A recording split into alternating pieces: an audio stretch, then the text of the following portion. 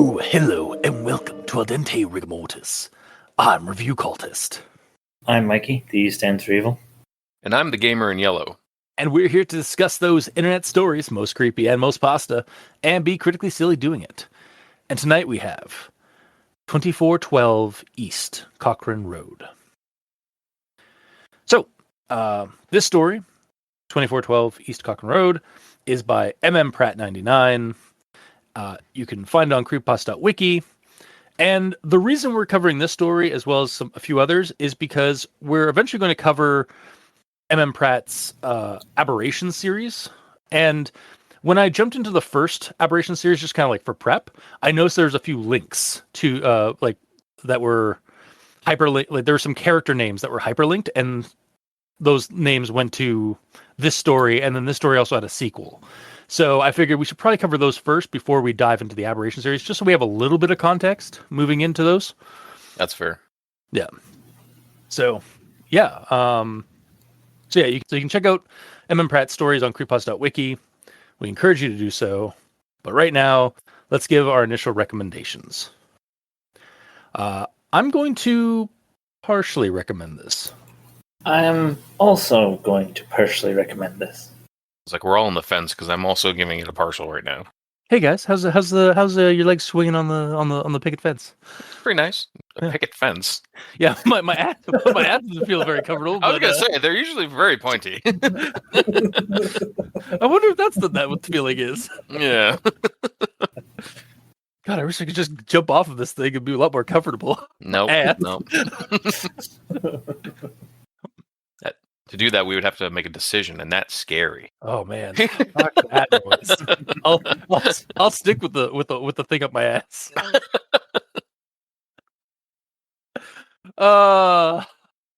So anyway, I guess with that out of the way, our initial recommendations, very middle ground. Let's dive in and find out why they're so middle ground. Starting with the rundown. So it's April 1st at the home of little Ralphie, situated at 2412 East Cochrane Rd. Credits. Yeah, really. Yeah. In Curtisville. The house is a refurbished Dutch colonial house, formerly owned by an old cat lady who is now in a mental health facility. Ralphie has heard some things about his home from another local boy, Gerald. Stuff like why the property had sheds stuffed with tchotchkes and a garden teeming with stray cats. It seemed the old cat lady, Cartwright, was worried about vampires. Even inside, the family has been finding random little trinkets hidden away since they did a bunch of major fixes and cleanups. All this to say that Ralphie has a pretty weird and sometimes creepy house he now shares with his parents and two older sisters. So on this day, Ralphie really needs to use the bathroom, but it seems his older sister, Lisa, is using it. Except something's off. Lights are off, but the door is locked, and Ralphie hears some strange noises and smells really bad smells before Lisa even answers Ralphie back from inside the bathroom, telling him she's having a bath and to go away. Through the door, having this back and forth, Ralphie gets frustrated and goes to his mom, putting laundry away in Lisa's bedroom, where Lisa is as well. He tries to exclaim that Lisa is also in the bathroom and something spooky and weird is going on. But his mom suggests that maybe it's his other sister, Marley, playing a prank. 'Tis that day after all. We then cut to Marley coming home from soccer practice and heading to that same bathroom, but the house is weirdly quiet. It's here that Marley bears witness to a strange and frightening sight. The bathroom is now a much older decorum, with lit candles attached to the fingers of propped up severed hands.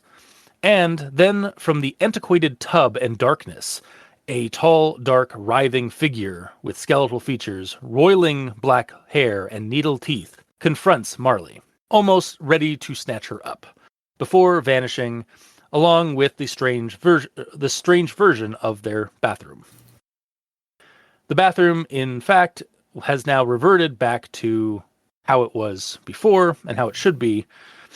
And Lisa is in the bathtub asking if Marley is all right.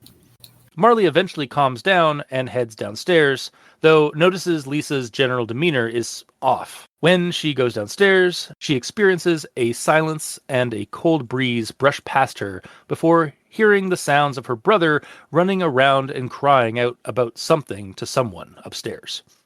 Marley just chalks that up to Ralphie needing to the bathroom, as usual, and goes about her day. Finn. And that was 2412 East Cochrane Road. So, I suppose now we should move on to Everyone Tolerates the Grand Inquisitions at this point. And I've got a few. So I will start with this one. The same, however, could not be said for the overgrown garden crammed full of stuff and the stray cats, nor even for Cartwright, who was now convalescing at the Sempervirens Psychiatric Health Facility down in Uniontown. So I'm not entirely sure why it says the stray cats, nor even Cartwright. Let's say, or I guess the same. Oh, fuck. Okay. The same, however, could not be said. The overgrown garden crammed full of stuff and the stray cats. No. So I feel, yeah, it is a list. I feel like maybe there should be a comma between cats and nor then. Because I think that's where I'm getting my hiccup here. Because I was like really confused, like why is it saying nor even for Cartwright? It's like I totally forgot about the front of this sentence and was just like really hyper focusing on like nor even. It was like when I first read it, it made me think for a moment that Miss Cartwright was one of the stray cats because like it isn't broken up with commas in between there. Yeah, but it should be. Yeah. Yeah. Okay. So the problem is like there needs to be a comma in there, which I mean there are a lot of commas, honestly, and it is that's like almost a 3-line long sentence. Yeah. It's like bordering on a run-on. It could be cut up a little bit. Yeah, I think it does need like a little bit of clarification because like I added a little bit more too, where it's like the same, however, cannot be said for the overgrown garden crammed full of stuff, comma. The stray cats who called it home, comma, nor even for Cartwright, comma, who was now convalescing, blah, blah, blah, blah, blah. Yeah. Like, it keeps it all separate and explains everything.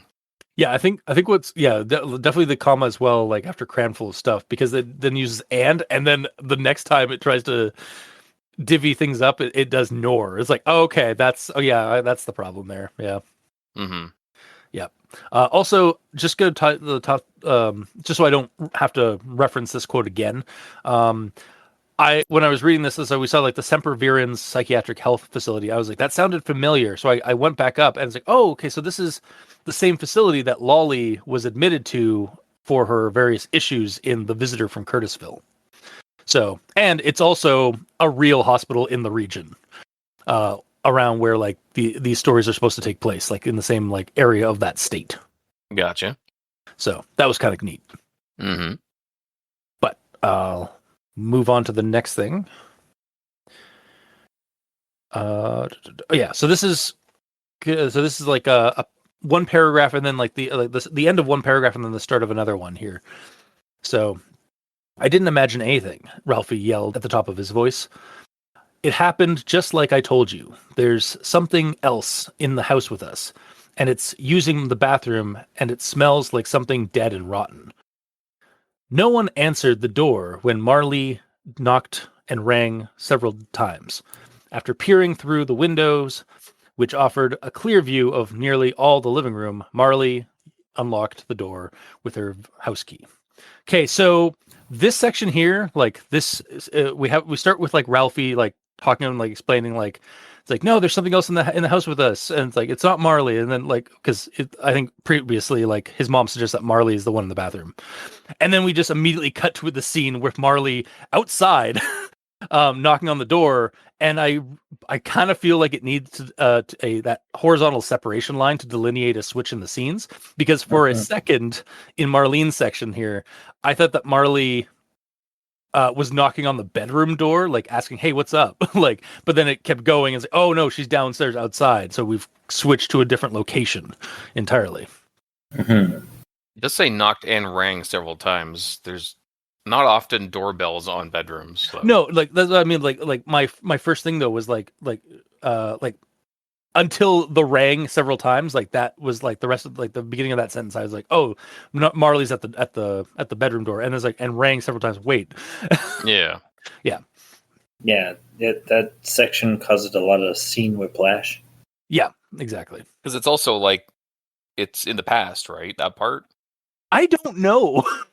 I think it is. I got that. I have something in my actual thoughts that like where I was like, is this happening like simultaneously? But like Marley's in like a different phase of reality because it is Curtisville. But I saw it as Marley's thing happened first, because at the end it's saying like after that, like she's hearing Ralphie running around and yelling. Yeah, when she goes back downstairs. So like, yeah, maybe it's just that like Marley was at the door like and had experienced all that. But then like, why didn't like Ralphie or like their mom like hear her like freaking out at the door of the bathroom from the hallway?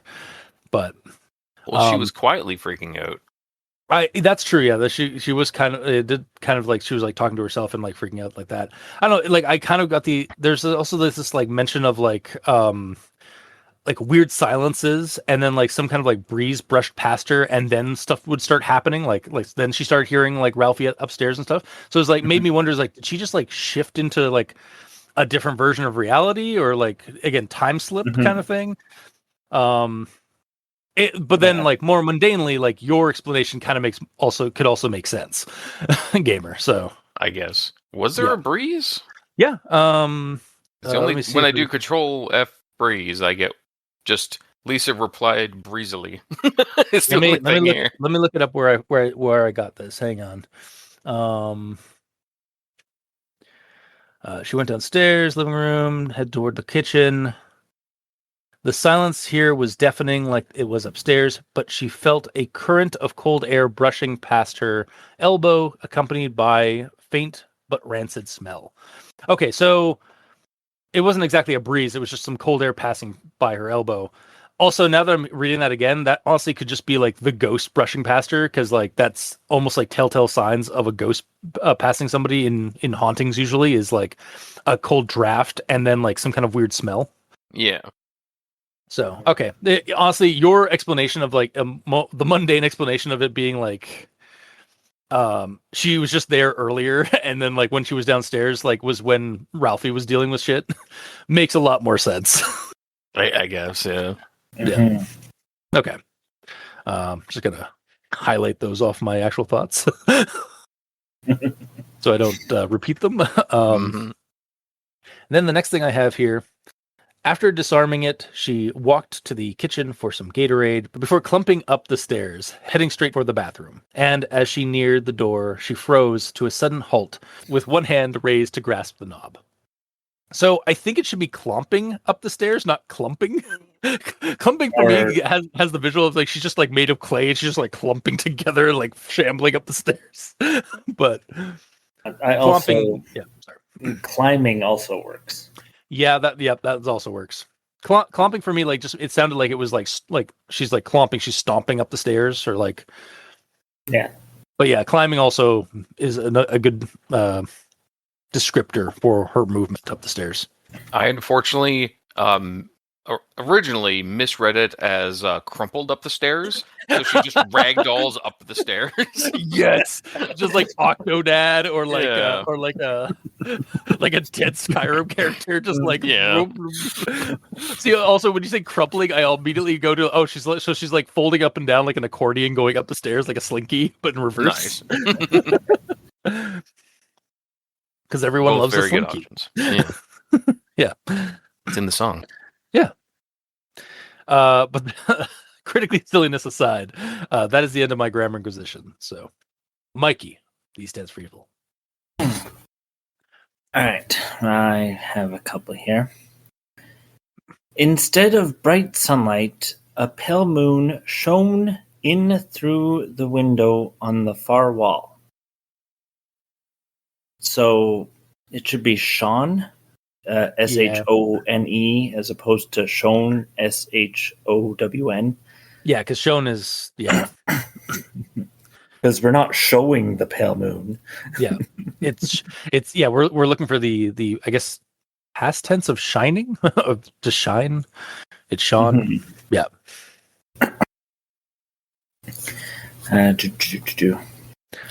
And the next one here. I know I got really stressed out during practice, and it was also very hot, and I knew I should have drunk enough water. Plus, I just had a microwave burrito for lunch that was rather gross and sickening. So 2 points here. One, it's a run-on sentence. Yeah. The second is that drunk should be drank. Yeah. Because you can be drunk, but the past tense of drinking is drank. Yep. So the only use of the word drunk is being intoxicated? Yes. Oh. The same thing with like technically when you're doing the past tense for somebody being hanged, they are not hung. They are hanged. They could be hanged while being hung. While being hung. I mean, yeah, they could be a very well hung man. Yes.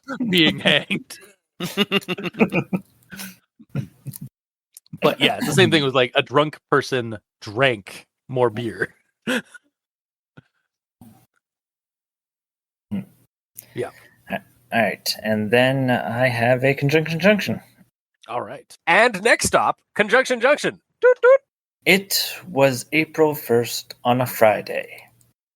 It was one of several houses that were built in the early 1900s by noted contractor Harris Mercer, founder of the still existing Mercer Fraser General Contractor and Engineering, for whom Ralphie's dad was currently working overtime. It was still in good shape by the time the Brierleys took up residence. It's Yiddish for a small piece of worthless crap. But we're in America. It was like Christmas and Easter combined. Some strange new trinket was always turning up in unexpected places.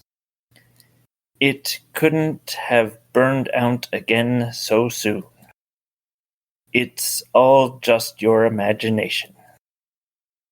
It was still locked, shifting his gaze back toward the window, and he thought he saw the curtain twitch, but couldn't be sure. It's really freezing in here.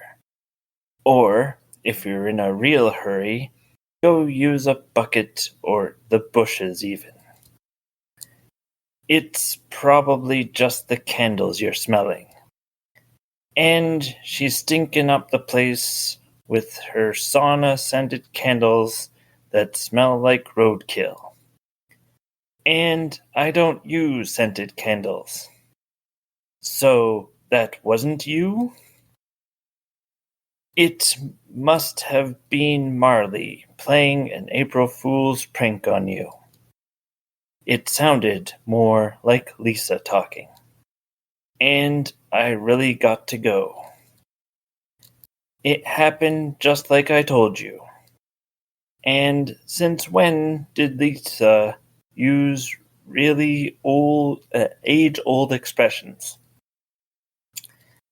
So it was either that, or our house really does have a portal to hell in our bathroom. But I didn't think it was anything weird. Or weird, creepy shadows, or monsters appearing and disappearing without explanation. Finn. All right. Well, that actually, like one of the sentences you quoted, did it kind of again cement my feeling that okay, Gamer was right. It's probably just like the like ghost haunting, or like like there's a mundane explanation, but also like my time theory. Is Sorry, a how mundane explanation is that there's a fucking ghost.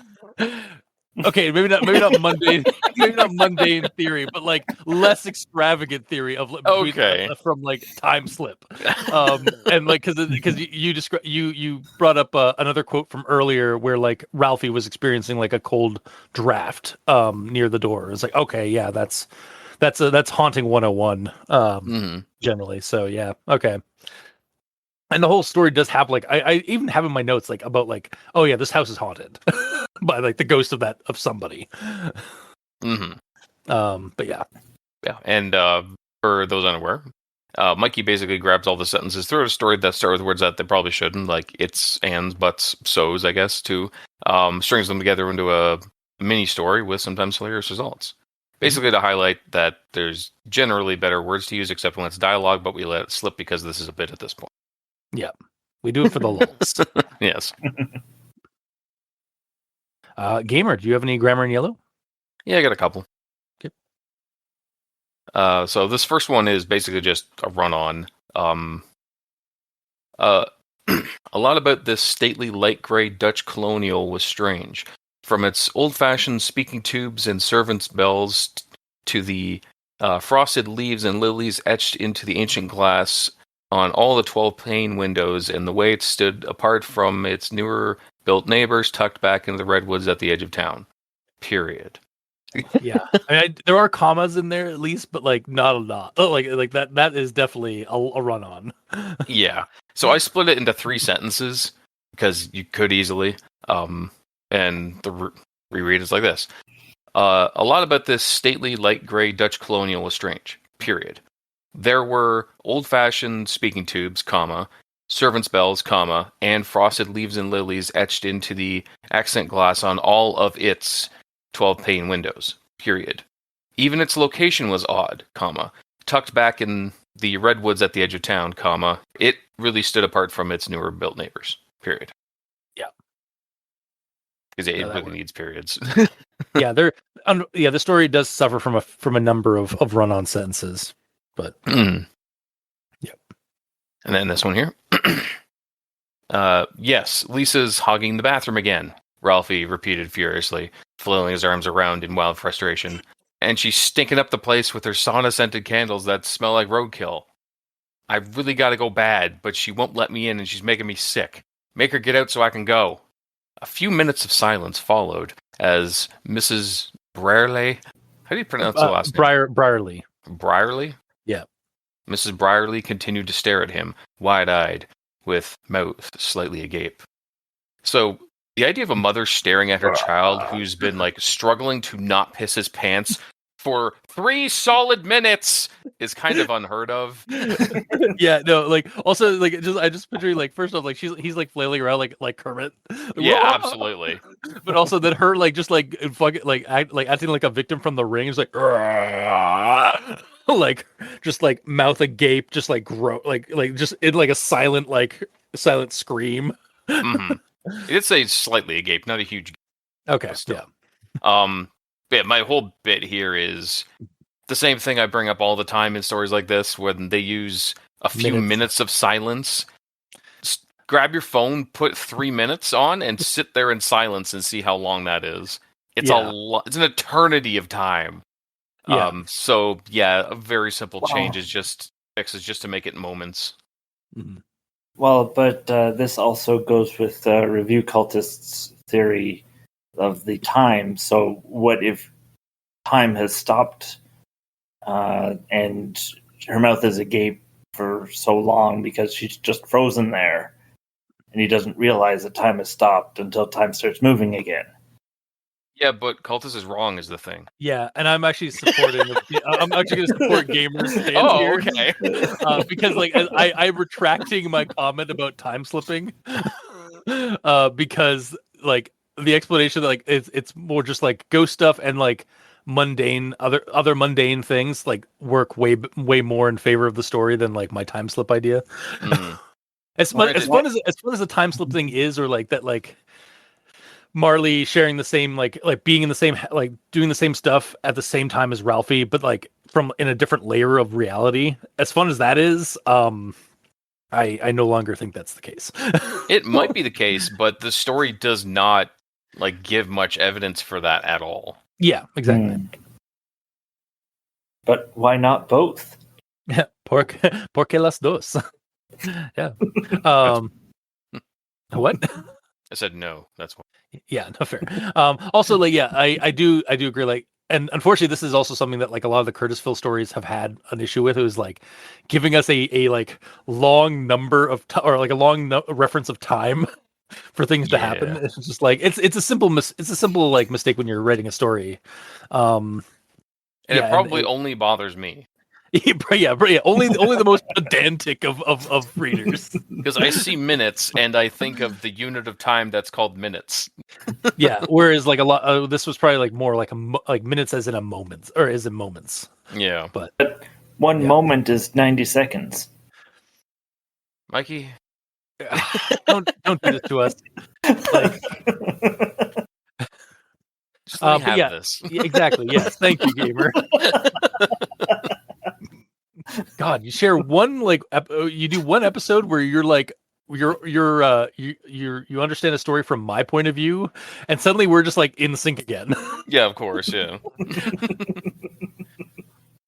But yeah, no, I also the idea of her just like staring at him like kind of wide-eyed and like mouth slightly agape, and then I think she was like slightly like she was turning to like look somewhere in the room, like to look where Lisa is in the room as well. And I just like that whole idea of like that taking like 3 minutes is like that's aggravating. Mm-hmm. That's hilariously long. It's like very dramatic, but like Ralphie's a little like a little boy that has to go pee. Yeah. But yeah. Mm-hmm. Either way, I got one more. Yep. It's a pretty quick one. It's what do you mean apostrophe anything weird? Because there's an apostrophe in front of the anything for some reason. I'm sorry. That's what it says. There's an apostrophe in it. The quote is, "What do you mean anything weird?" Lisa asked. Okay. But the word anything has an apostrophe in front of it. Yeah, because she's air quoting anything weird. Yeah, Notice there's also. Oh fuck yeah! Yeah, there's the triple at the end. Yeah, baby, triple. All right. Yeah. Yeah, that's hey man, know how it feels like when you're wrong about something you write up for the notes. Welcome, brother. Honestly, I'm used to being wrong. This is not weird. Fuck. I didn't see the triple. God damn it. It's fine. Okay, I'm done then. Okay. And gamer just left. yeah, I'm done. Yeah, I have no notes. I'm done. Yeah. Peace. But no. On to actual thoughts then. I'm going to start with the images that are provided throughout the story. Generally, I honestly just think they do provide some very good visual reference to certain things described in the story. Like reading the story gives me like a written description of these things that are mentioned in the story that are brought up in the images. But I like that I didn't have to Google up the house, like a house that's in a Dutch colonial style, because I was going to, and then I remembered looking at the images, like, oh, that's likely what a Dutch colonial looks like. I can assume. And similarly, like the there's an image of like the trinkets, like the tchotchkes, the kind of things that they were finding around the house. I was like, that's neat. And then like again, gives us like the half window or the half window door for the bathroom, and like shows like what that looks like, the sort of semi obscure, the frosted glass. Yeah, so it's like okay, that works. The only one that I think does kind of like maybe shouldn't have been mentioned, because like I think the story should like stay on its own, is the image of the fingers on fire, like the candles. Mm-hmm. But honestly, like that's not too bad. Like that can stay where it is. It's just like that one I could take or leave. Honestly, why don't you want to see it? I don't like that might give away what's being mentioned as like something horrific. Does that actually first show up? Yeah, I'm actually like because like it shows up. You scented candles, blah blah blah blah blah. Yeah, so like when It's I'm right scrolling next to down it, to yeah. it's right beside it basically. Yeah. So like maybe if that had been like at the bottom of the page or something like that, or like or the bottom of the story, or like a little bit farther down, maybe. But That being said, the first one that shows, it's like kind of hard to see what it is because you don't see the whole hand. that's true. Like so maybe that might have been that was probably intentional. Like just like to have like the fingers that like when you see it, it's like, oh, those are just like some weird candles. And then when you read the story, it's like, oh, those are corpse hand candles. Yeah. I see that now in the drawing. So yeah. Mhm. So again, this is the one that I was like, I could take it or leave it. Like it's fine, but like it doesn't need to be there, kind of thing. Yeah. Mm. But do you guys have anything else about the images or? No, they're fine. Okay.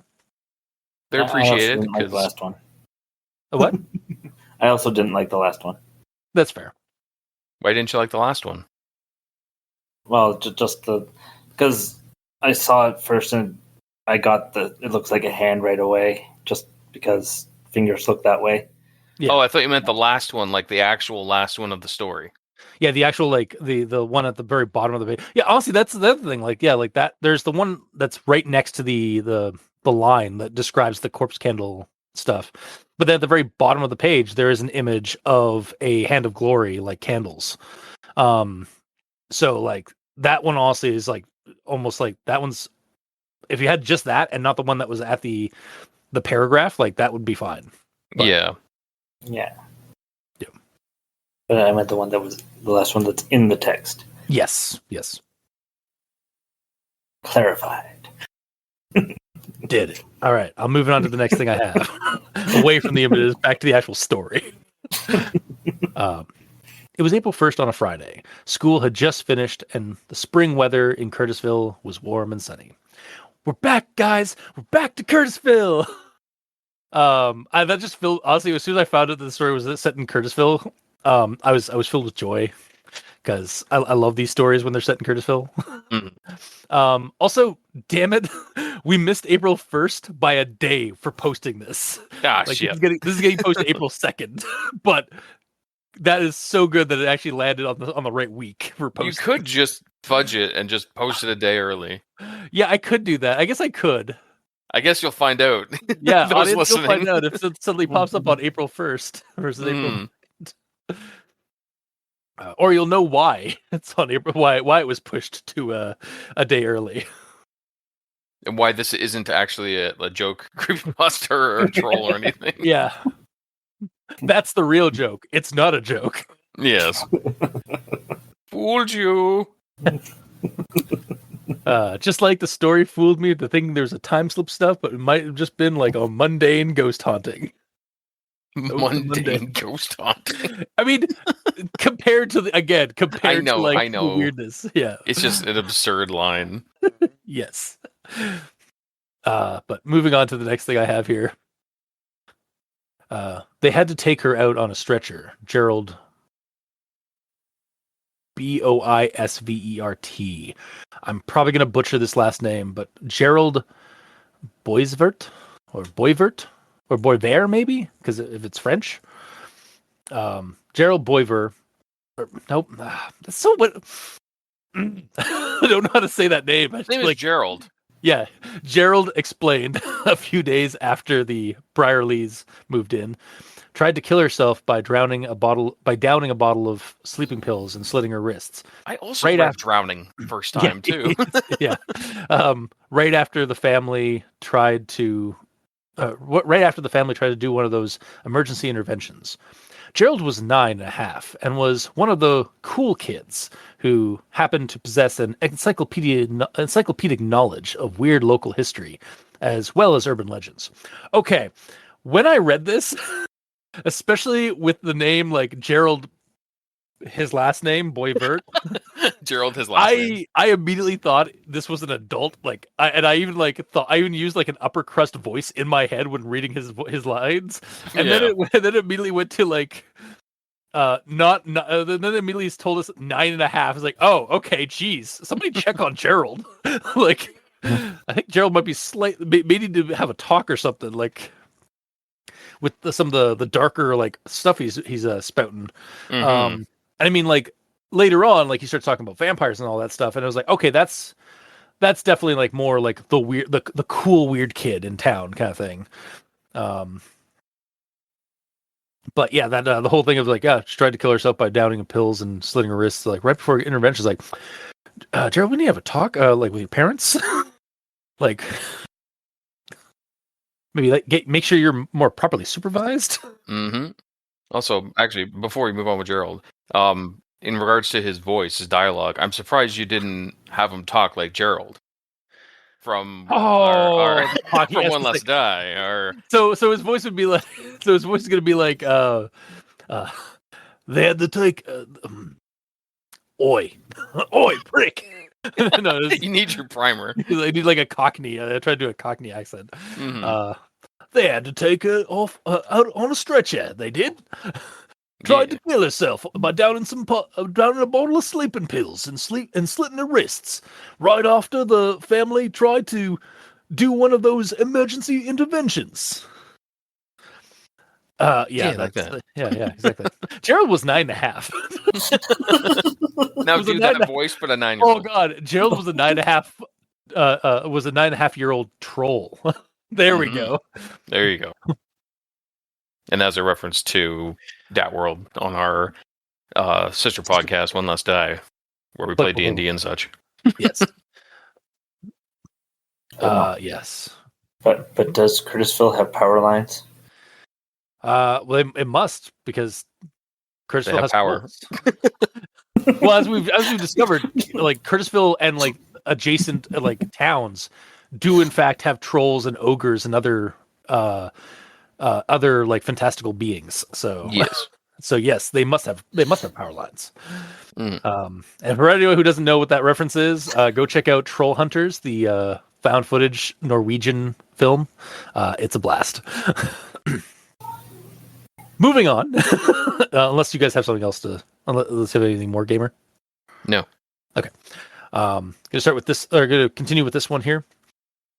Well, anyway, the reason Mrs. Cartwright had a lot of crap in her yard was because she was keeping the vampires at bay. Vampires? Ralphie asked, bewildered. Vampires? I ask, intrigued. You have my attention, story, as long as they're not the sparkly kind. Fuck that. I mean, you are in the same. Going to say only if they're the sparkly kind. No, believe it or fuck that. I mean, Alice.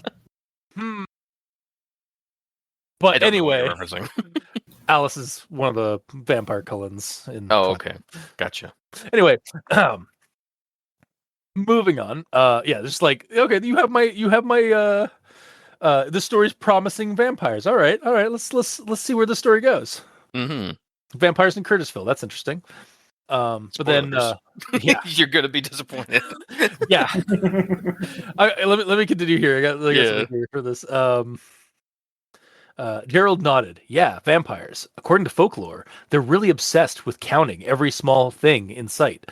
Well, what I heard about Mrs. Cartwright was that she was distracting the vampires with sheds full of junk and hundreds of cats running about, so they won't get her in her house. Okay, not gonna lie, the idea, I love this idea that like somebody puts like a bunch of just crap on their yard to keep away vampires, because vampires do have that like OCD in vampire lore. I was about to ask, is that actually a thing? Yeah, there's a lot of like, especially in Chinese mythology or in Chinese folklore, like the hopping vampires have to count rice, or you can actually like throw a bunch of rice down on the ground and they have to count them.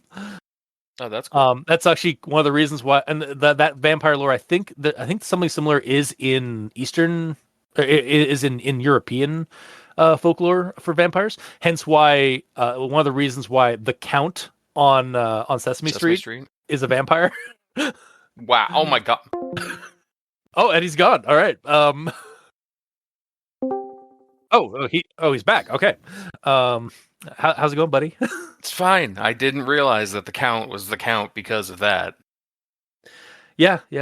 It's. I mean, I'm not sure if that like it might be a happy coincidence, but like it might also be like they knew what they were talking about. Yeah, absolutely. Sesame Street's really just training us on how like is subliminally teaching kids about like vampire lore against vampires. Oh my god! Okay, so this is kind of in line. That way of thinking is kind of in line with what I was thinking here. So, I love the idea of like again the house, the property having a bunch of crap on it for this reason, because I could see this like pulling this idea for like a Little Fears game or like some game where you're playing as like kids in a neighborhood that just moved in, where your kids need to stop vampires from getting into the house, or at least slow them down enough for you to escape if you need to. So you just go out and grab a ton of cheap lawn ornaments from like a dollar store or something and just toss them onto your yard, like a distractive minefield for vampires. And then continuing on here. Actually, a little bit. I'm gonna pull this thing for later in the story. We get this. When they eventually found her the next day, she was in the upstairs bathroom with an X-Acto knife beside her. Strange how there wasn't much in the way of blood, considering the extent of her injuries, or that the wounds were more like jagged teeth marks rather than knife cuts. And first off, like it's like I hate how much I like this idea, or like what this idea, what this story is kind of insinuating. I think in that a vampire was feeding on Cartwright, and then covered it up to make it look like a suicide attempt. Like that's dark, but also really good for a vampire story idea. Like a vampire like getting away with like draining people of blood by like framing it as a suicide. Like that is surprisingly like effective like ops for a vampire. Yeah. But it is a very dark subject because suicide and like that angle. Absolutely. But damn, that is good. Like, yeah. So enough about like super really dark horror stuff. Let's go into the a little bit more whimsical horror stuff. So, the next thing I have here is, however, in spite of all their diligent restoration efforts, they still kept finding little tchotchkes, and they weren't just restricted to the garden area. They were inside the house too, concealed away behind the walls, behind baseboards and under floorboards, even in the hollow spaces of the ceiling beams. Everyone thought this was strange, except for Ralphie, who thought it was all pretty awesome. Honestly, I'm on Ralphie's side. I used to love finding weird little oddities and household artifacts that didn't belong as a kid. I actually have a little bit of a story here where I back where we used to live, like basically my childhood home. We lived there for like nigh on like 10, 12 years before one of me and my siblings went into like one of our basements down in the basement, or one of our closets down in the basement. And we discovered in the back of the closet there was some carvings into like the support beams. Like basically, this was the closet that was like underneath the stairs, and at the back of that closet there was some etched in like markings from like the previous owners, like kids maybe, because they had made like maybe the kids had made like a clubhouse in that closet, because they had like Sonic Club and like a bunch of stuff. Oh, that's cool. Yeah, and mind you that I don't think it was Sonic as in like the Hedgehog, because we were in that house before Sonic was even a thing. But like the previous owners of the house must have made, like the kids must have made some kind of thing or done something, because like yeah, they had like a bunch of just kind of like scrawlings and graffitis that just like kind of got left behind. So again, that is one of those memories where it's like, yeah, this is like I can kind of relate with Ralphie, like thinking this is awesome, because like I loved that stuff as a kid too. Yeah, for sure.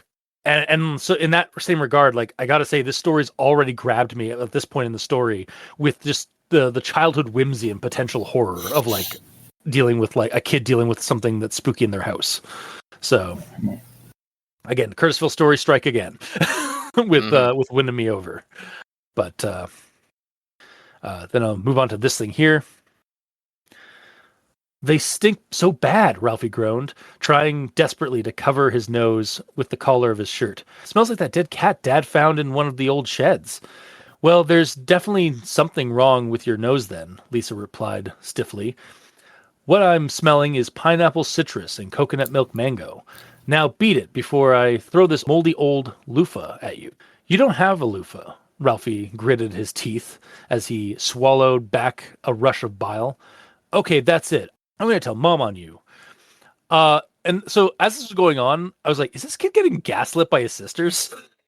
Like, she keeps bringing up things that contradict Ralphie's experience here. Experience, like it's like, oh, like the smell. It smells like dead cat. It's like, no, it doesn't. It smells like pineapple, citrus, and coconut milk. It's like, they only throw this moldy old loofah at you. It's like, you don't have a loofah, and it's like he's just getting gaslit by the thing. And then later on, we find out it's like the story is definitely there's something off. Like this isn't Lisa in the bathroom. It's something else. Like using her voice, basically. So maybe it's even like the ghost is just like it's experiencing again. It seems like the inside the bathroom where this ghost or this entity is having a bath is experiencing the world slightly different from like the regular people that like living in the house. So like, it's like kind of antiquated or like anachronisms are actually like pseudo gaslighting the living people. Because like it can smell the candles and stuff as like something nice, but like to the people outside people, it smells like horrid and like macabre. Mm-hmm.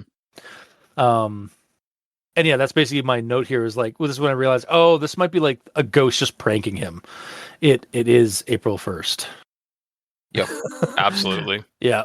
And also I like to the sister, like, cause we later on find out like, Lisa's hogging the bathroom and, then we find out like there was another like Lisa's been in her bathroom or been in her bedroom the whole time, and like that's not Lisa in the bathroom.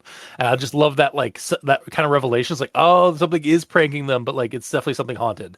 It's like Unless it's one of just those, Marley. It could be Marley, yeah, but I don't think it is. She's just like hiding behind the door with like a stink bomb.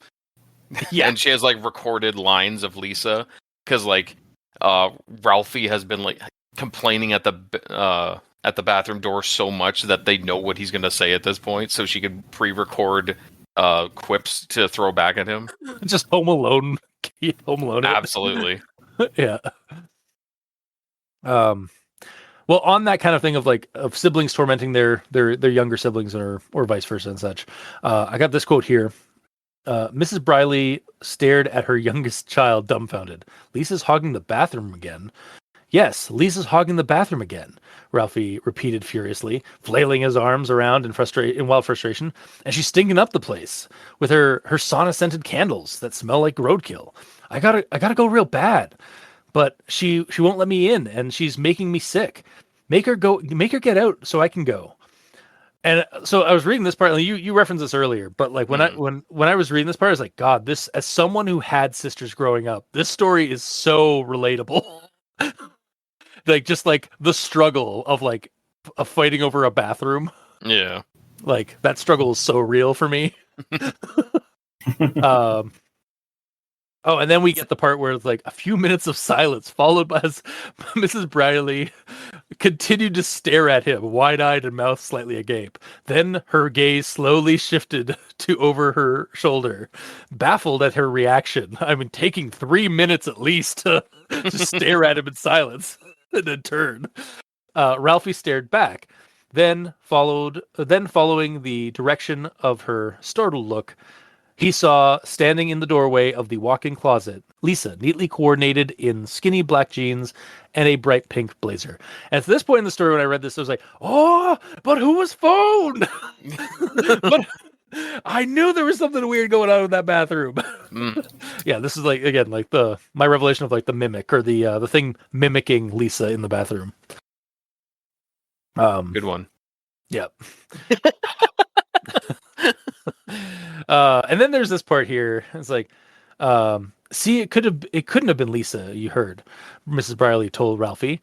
It must have been Marley playing an April Fool's prank on you. Fuck! I say out loud as I was reading this part. I forgot the story was placed on April 1st.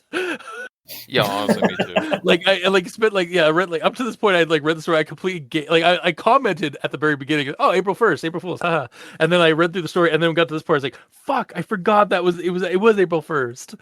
So again, just cementing my idea of like it's just this ghost / maybe vampire playing tricks on them because it's April 1st. Continuing on. So yeah, me forgetting about April Fool's aside, we'll move on to the next thing here. and I really gotta go. I just love Ralphie's complaint. Like Ralphie's complaining is so relatable. It's like I gotta go to pee, and I don't want to use the arachnophobic bathroom near the kitchen.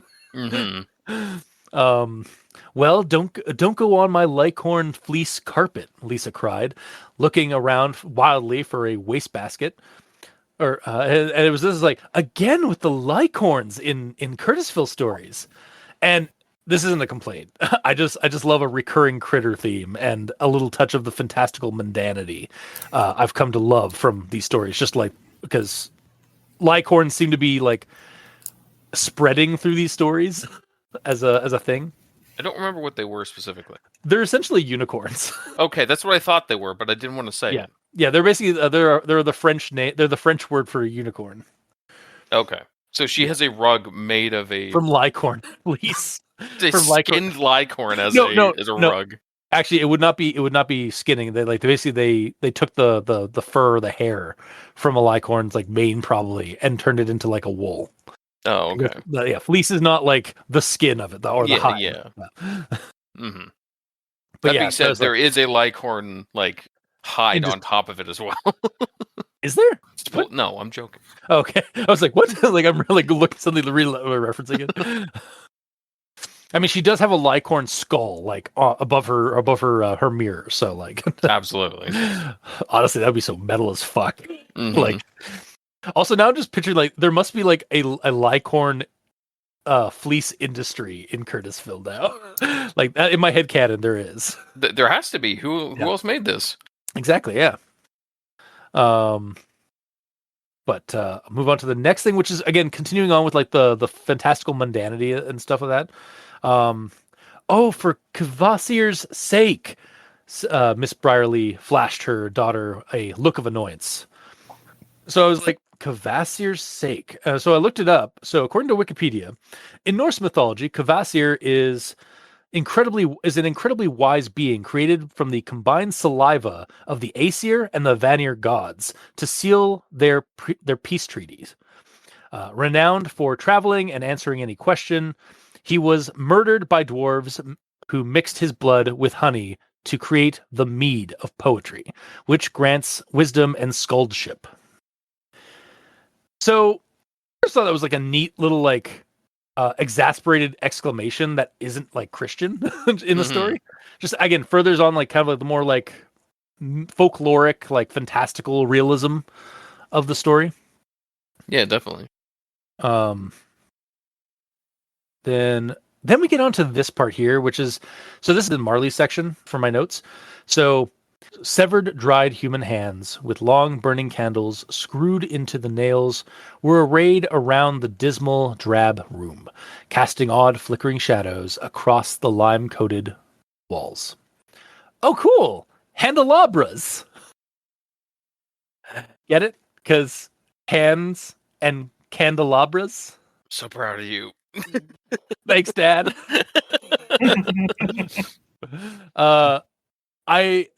Though they are a bit out of fashion these days, I will admit. Like, Unfortunately, yeah. But man, that's like I get like when I see this, I was like, oh, that's neat, candelabras, yeah. I just love that is in my vocabulary. Mm-hmm. But then we'll move on to the next thing. Oh, you're right. Yeah, Marley does like whisper a lot in like her terror. It's like, Mom, a small mouse-like squeak escaped as she nearly fell backwards into a bookshelf.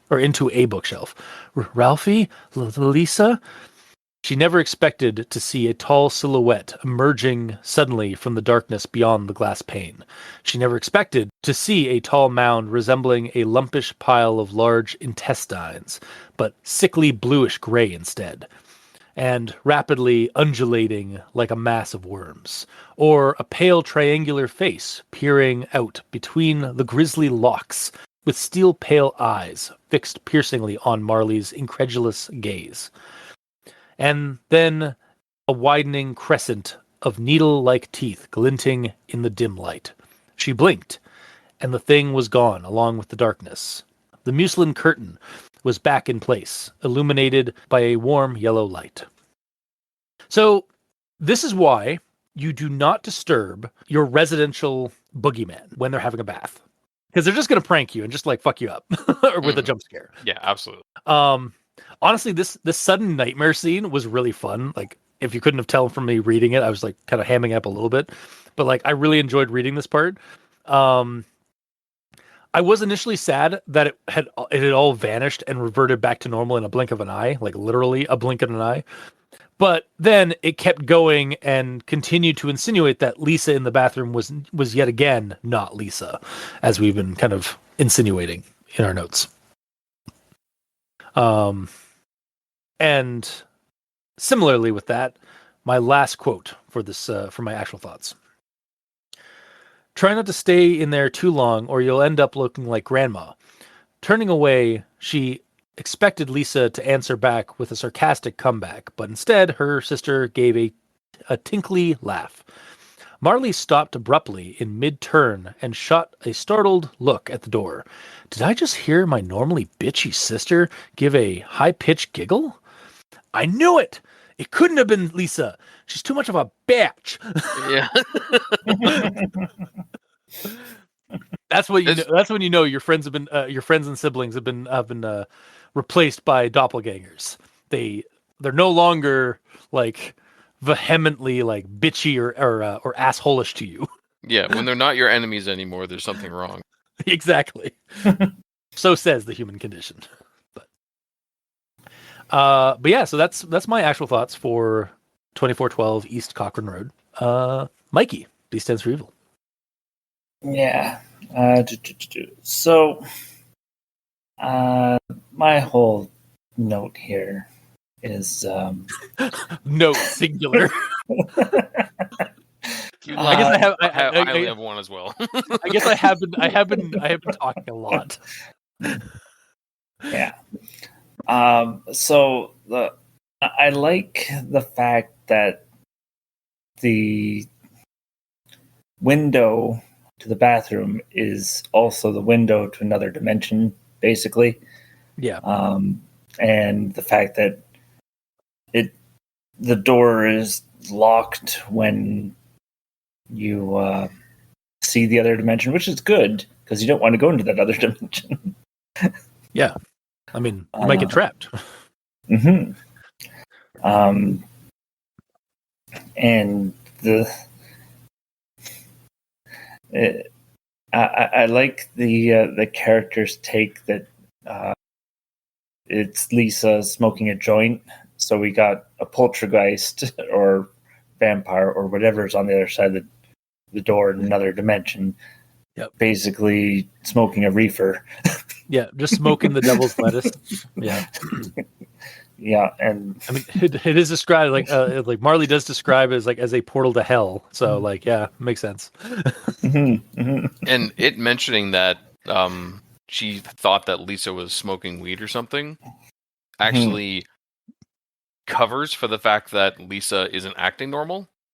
Oh, that's true too. Yeah, because often when you're high, you mellow out sometimes. So depending on the type of person, but yeah. So yeah, it's mundane and explainable now. Yeah, the story. Yeah, no haunting at all. Yeah. Oh no, still haunting. Yeah, it's still haunted. It's still haunted as shit. Yeah, it's just that Lisa outside was fine. Yeah. Or what if the real monster is the Lisa that's outside? Oh, the one inside the bedroom. Yeah. Oh God, yeah. And the one in the bathroom smoking a joint. Yeah. Yeah, what we don't get in the story, like we have to read between the lines for this, is like the Lisa in the bedroom is like sweating bullets. Yeah. Like, uh-oh.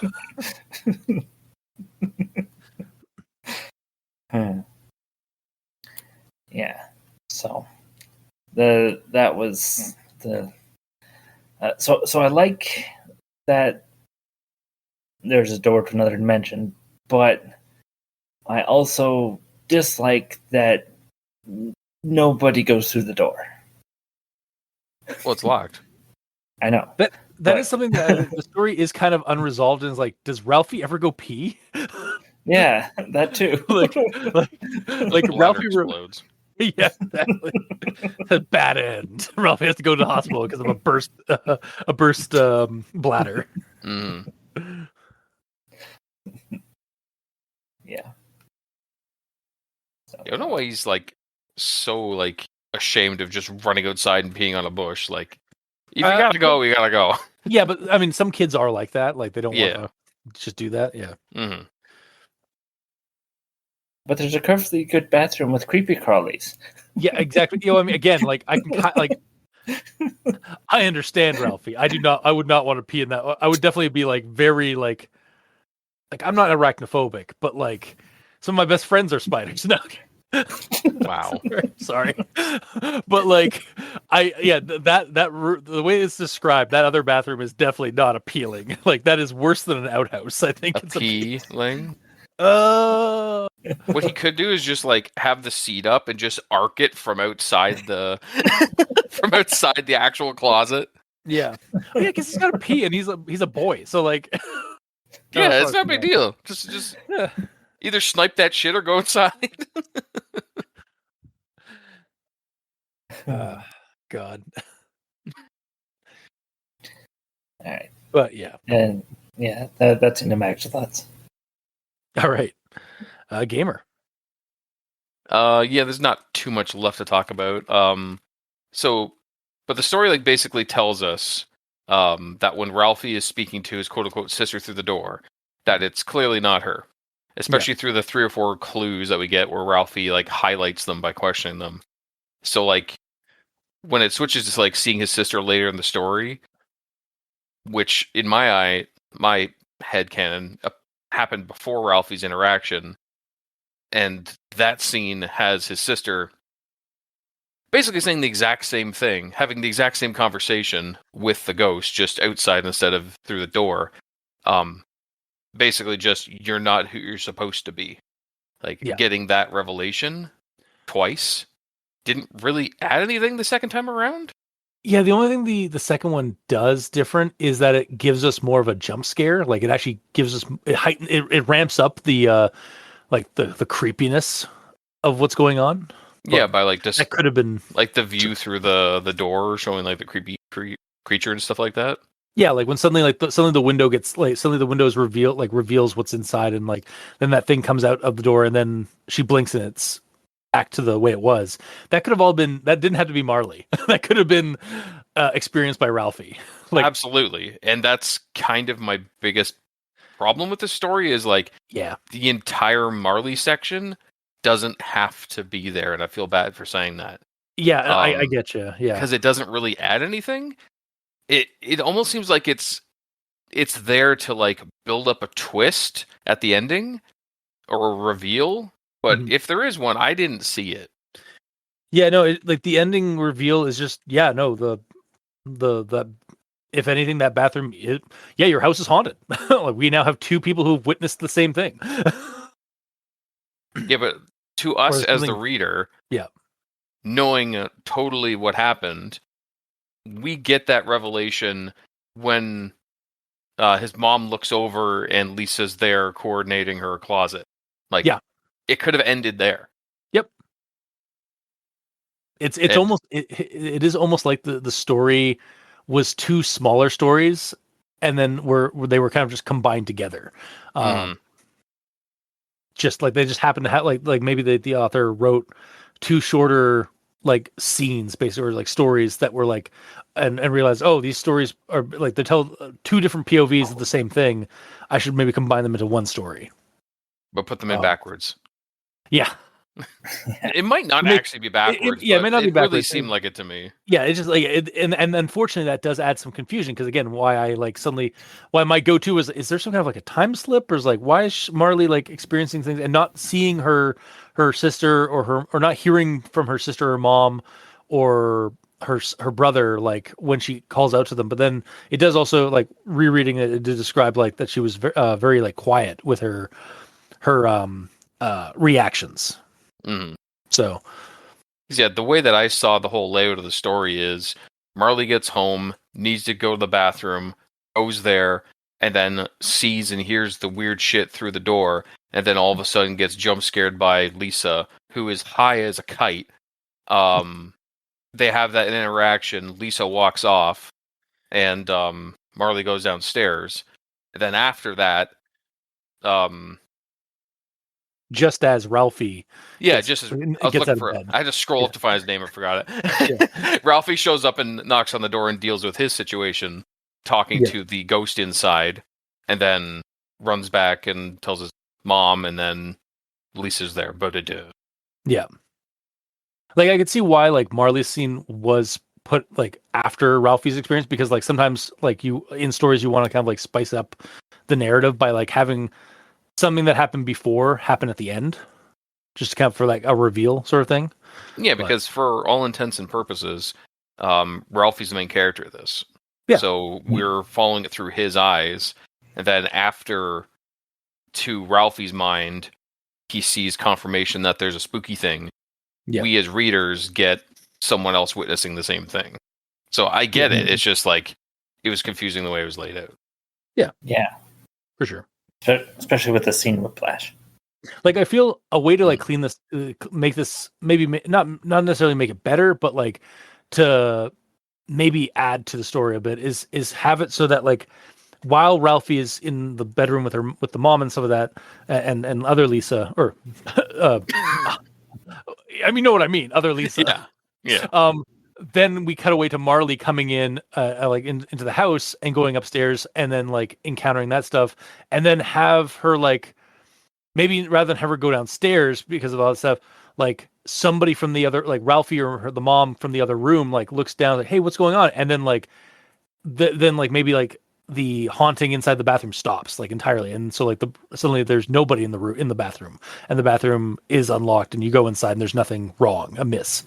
Yeah. To kind of add on to the fact that there's definitely some kind of, like, weird, like, some kind of weird vision or some kind of, like, haunting in the bathroom that happened that two people experienced in consecutive order, but then as soon as, like, more people showed up, it vanished. Mm-hmm. I think Ralphie saw it, and Marley saw it, but Marley doesn't want to tell anyone because she'll sound crazy. Exactly. So she might not even mention it to Ralphie, even though they both witnessed it. Yeah, that would also work. Yeah, in favor for Ralphie just being like the boy, not the boy who cried wolf, but, like, that whole, like, it's like, you gotta believe me. Like, also, the bathroom's open, and he runs into the bathroom and goes to pee. There, we now have a conclusion. We know. No, it'd be more like, the bathroom's open. Aw, he peed. Yes. The mom's like, oh well, the bathroom's open, honey. You can go. It's like, I already did. Wow. And then lastly, like, my Lycorn fleece carpet. Lisa screams, and that's when the episode. That's when the story ends. Wow. I kind of, like, that's how I would, like, I think, like, fix up the ending a little bit. Is, like, I don't know, man. That's a silly ending. I mean, okay, that part out of the way, yeah, but, like, the other stuff. But, yeah. Also, I think, I mean, you say silly, but, like, I think it would add to, like, the whimsical, like, fantastic, the kind of whimsical horror that we have here. Yeah, I suppose. Yeah. The true childhood horror of wetting yourself before you can get to a bathroom. Mm-hmm. We've all been there. Yeah. But yeah, that's basically all I got. Okay. Well, then I suppose we'll move on to final thoughts. So yeah, I'm still going to partially recommend it. I like the setup, the weirdly relatable. It's weirdly relatable in several ways, just from, like, my own childhood and such. Mm-hmm. Very whimsical and even grounded in its supernatural horror. Very mundane, a mundane haunting, really, if you will. Yeah. Just the idea, but also just the idea of a ghost haunting a bathroom is fun. Like, and just pranking and gaslighting, like, the living of the living residents. Mm-hmm. It's still got that sprinkling of magical realism I've come to expect from this author's writing, and Curtisville stories in general, like that, like, no, my Lycorn fleece carpet, like, unicorn fleece thing, and then, like, the Kavar's what did it say? Kavar's or Kavasir. What? Kavar? Kavasir's sake, like, as an exclamation of exasperation, like, that was fun. Yeah, it reminds you that you're not in just the normal world. Yeah, or like these people are a little kooky or a little different from the mundane. The crazy Regular. and the kooky, mysterious Yeah. and spooky. Honestly, I was thinking about the other night, like after reading the story and like thinking more on like magical realism, like the Addams Family like world, like the world of the Addams Family is probably magical realism as well because Oh yeah. of the Addams Family and their adjacent like their relatives and their adjacent stuff. Especially the Wednesday series is definitely hella magical realism, Yes. because of just like how regular people and the outsiders are like kind of like they go hand in hand, like they live among each other. So I Yeah. watched a couple of episodes of that, and then I was promptly told that I'm wrong, that I didn't like it, and now I understand. did I tell you were wrong for not liking it? Yes. Because I basically said it felt nothing like the old Addams Family movies and shows, because it's not supposed to be. It's supposed to be based on the comics, which are not like the shows. Yeah. So Yeah, yes. Tim Burton based it more on the comics than the movies and shows. Mhm. But yeah. Are you actually continuing to watch it, or have you given up completely? Oh no, I gave up a while ago. I just watched a couple episodes over like Family Day when I had the family up. Gotcha. I mean, you should check it out. It's still a pretty good show. But I'm currently going through Smallville. okay, It's 10 seasons long. I understand. I'm currently going through Grimm, and it's 6 seasons each episode with a 26 episode roster in each season. So I'm on the 9th episode. I started like a week and a half ago. Yeah. So yeah, I understand. But back to the story. So yeah, I love the whimsicalness, the supernatural aspect of it. The family is very relatable. I'll say this about the like supernatural stuff that's in here. I feel like out of all the Curtisville stories, this one has the least amount of references to the fact that this is in Curtisville and it's mysterious and spooky. Yeah, Like, I feel like a lot of the other ones have more than just Lycorns and that one god mentioned. Yeah, and the fact that like one of the kids like, oh yeah, like Curtisville's got tons of like weird stuff, and the old woman that used to live here like was fending off vampires because of all the junk she had.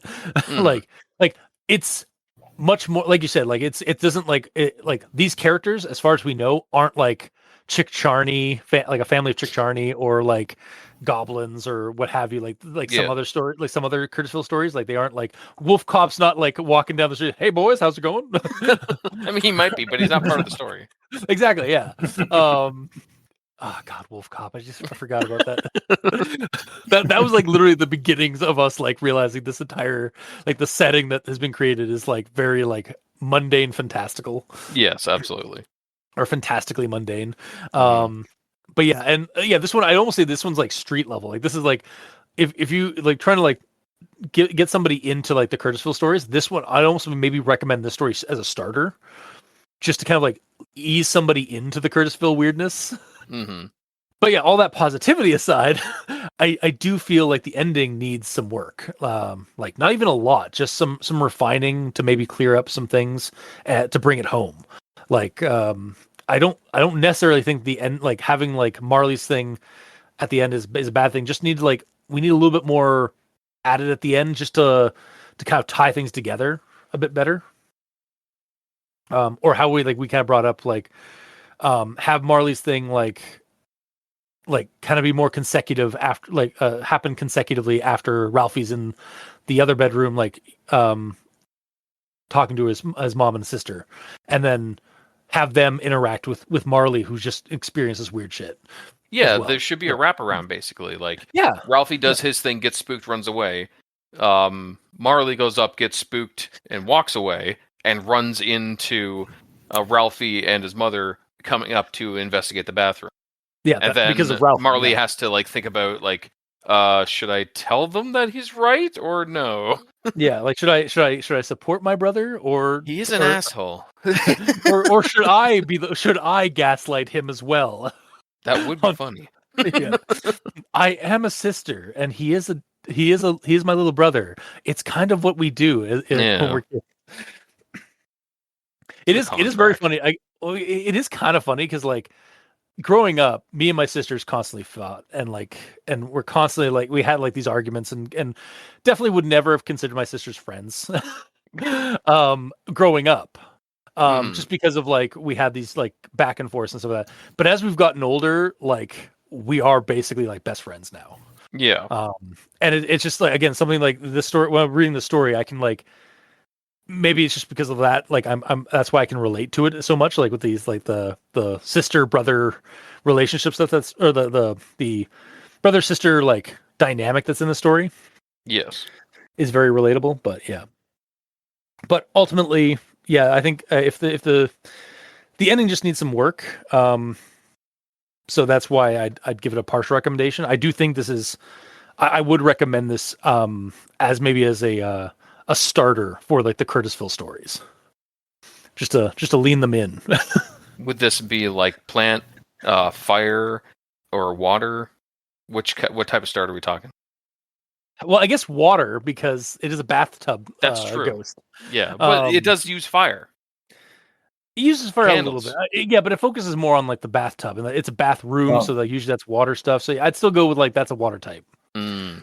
Or a fire/water type. I think they have those now. Really? Probably not as a starter though, because generally starters are single element. Steam type starters. And now we've regressed into Pokemon. I apologize. It was gonna happen eventually. Was it? No, it wasn't. What about this screamed Pokemon? No, it really wasn't. Apparently, it's a fan-made concept. Is a Steam type Pokemon, but yeah. So okay.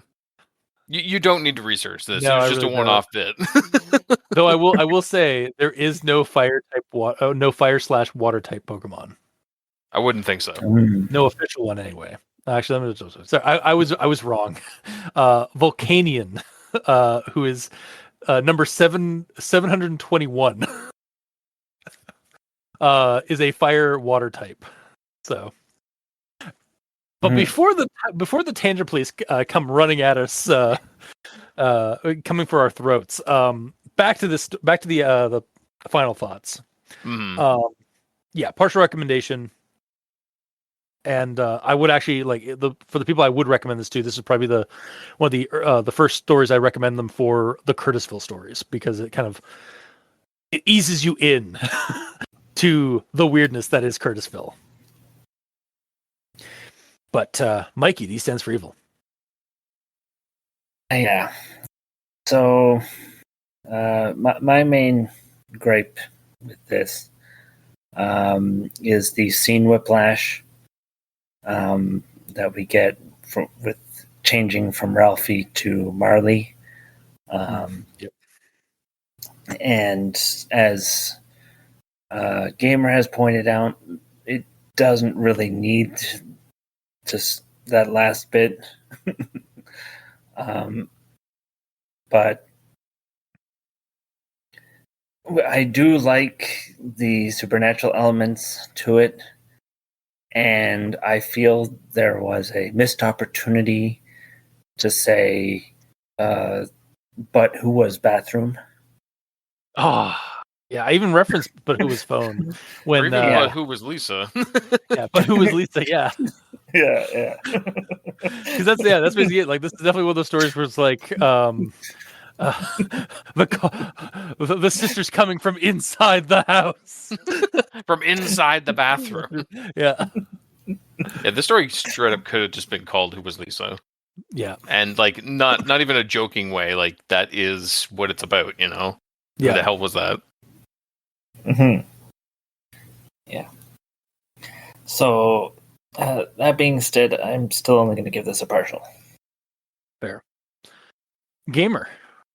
Yeah, I'm basically with you guys both. The whole premise of it's fun. The spooky view that Marley got of the weird creature in there was cool. The amount of gaslighting being thrown at poor Ralphie was fun. I like that he was like pointing out that this is clearly like not real. But I do wish that there was some interaction between the two characters that actually saw the weird shit, and or confirmation from the other people that no, this is normal. You guys are crazy. Yeah. There's nothing there. Like, the mom does react like, "What do you mean? Lisa's right there." Like, and then like she starts like rationalizing, "Oh, it must be your sister Marley that's in the bathroom, like playing a trick on you." Yeah, it is April 1st after all. Mm-hmm. But yeah. But yeah, either way, I think there needs to be some kind of a wraparound just to kind of tie it all together. That's my main problem with this. But yeah, otherwise it was a fun enough read. I just wish there's a little bit of just something to tie up the loose ends. Yeah, a little bit of refinement. Yeah, basically the same thing that both of you guys said. Yeah. No. I don't know about you guys. I'm very comfortably on this picket fence. I mean, it's like some just got to do some adjustments. Yeah, it's settled in at this point. Yeah, exactly. Like at this point, it would hurt more to. Yeah, we were both going there. It would hurt more to get off. Yeah, take that out of context. Oh God. But yeah, what I probably should have just said to also bring this back to Pokemon was Ditto. Yes, because that's basically what I'm saying to you guys, because we all kind of have the same thought. True. Yeah. But yeah, I guess so. That'll do it for this week's episode. 3 partial recommendations, but ultimately like positive partial recommendations. Like it just needs a little bit more like refinement, and the story would be improved. Mm-hmm. But what's here isn't half bad. Even though it's potentially just a Ditto that's in the bathroom on April Fool's fucking with people. Yeah, exactly. Could be a Ditto. Because he is like actually changing form and everything. Yeah, true. That again, or like it's some kind of mimic. Like there's definitely some mimicry going on. So, but yeah, that'll do it for this week's episode. If you like what you heard, or if you didn't, leave us a comment in the comment section below, wherever this gets posted. Some of us are on Blue Sky. Mikey is at the E stands for evil, and I'm at Review Cultist. You can also send us emails at aldenterigamortis@gmail.com. That's ALDENTERIGAMORTIS@gmail.com. Where you can also leave us suggestions for other creepypastas, SCPs, spooky things. You creep it, we'll peep it. Yeah! And if you'd like to help support our show financially, you can go to Patreon. We have special episodes, early access, and extra content. To all our patrons helping support the show, thank you immensely. You're helping keep those hosting bills at bay. As always, we very much appreciate that. And to our listeners and the authors of these stories, thank you immensely, because without your listenership, it'd be like screaming into the void. And without your authorship, writing and posting these stories online, we really wouldn't have much of a show because we have nothing to talk about. So thank you.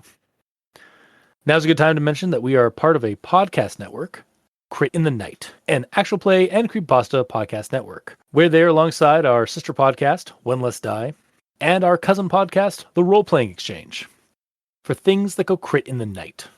Until next time, I have been your host, Review Cultist. I'm Mikey, the E stands for evil. And I'm the gamer in yellow. And this has been Al Dente Rigamortis. Sleep well.